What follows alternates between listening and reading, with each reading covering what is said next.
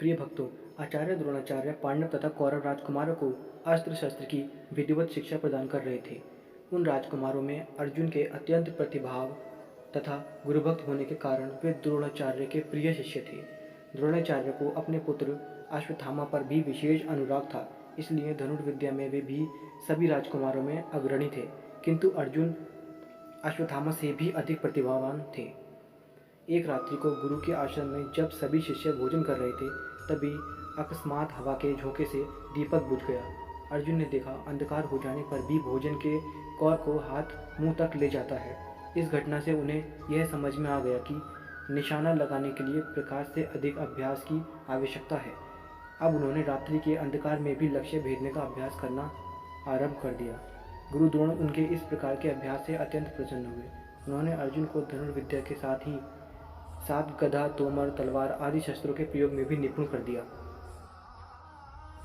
उन्हीं दिनों हिरण्यधनु नामक निषाद का पुत्र एकलव्य भी धनुर्विद्या सीखने के उद्देश्य से द्रोणाचार्य के आश्रम में आया, किंतु कर्ण के समान ही निम्न वर्ण का होने के कारण द्रोणाचार्य ने उसे अपना शिष्य बनाना स्वीकार नहीं किया। निराश होकर एकलव्य वन में चला गया। उसने द्रोणाचार्य की एक मूर्ति बनाई और उस मूर्ति को गुरु मानकर धनुर्विद्या का अभ्यास करने लगा। एकाग्रचित्त से साधना करते हुए अल्पकाल में ही वह धनुर्विद्या में अत्यंत निपुण हो गया। एक दिन सारे राजकुमार गुरु द्रोण के साथ आखेट के लिए उसी वन में गए, जहाँ वह एकलव्य आश्रम बनाकर धनुर्विद्या का अभ्यास कर रहा था। राजकुमारों का कुत्ता भटक कर एकलव्य के आश्रम में जा पहुंचा। एकलव्य को देखकर वह भौंकने लगा। इससे क्रोधित होकर एकलव्य ने उस कुत्ते पर अपना बाण चलाकर उसके मुंह को बाणों से भर दिया। एकलव्य ने इस कौशल से बाण चलाए थे कि कुत्ते को किसी प्रकार की चोट नहीं लगी, किंतु बाणों से बिंद जाने के कारण उसका भौंकना बंद हो गया।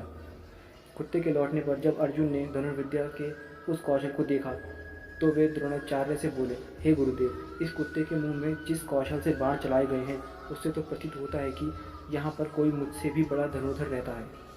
अपने सभी शिष्यों को लेकर द्रोणाचार्य एकलव्य के पास पहुंचे और पूछा, हे वत्स, क्या ये बाण तुम्ही ने चलाए हैं?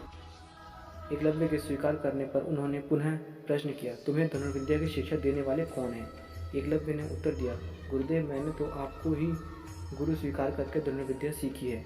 इतना कहकर उसने द्रोणाचार्य को उनकी मूर्ति के समक्ष ले जाकर खड़ा कर दिया।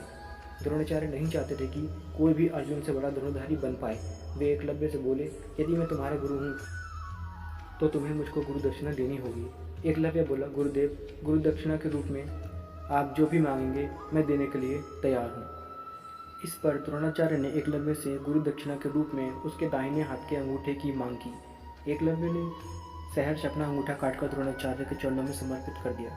इस प्रकार एकलव्य अपने हाथ से धनुष चलाने में असमर्थ हो गया, तो अपने पैरों से धनुष चलाने का अभ्यास करना आरंभ कर दिया।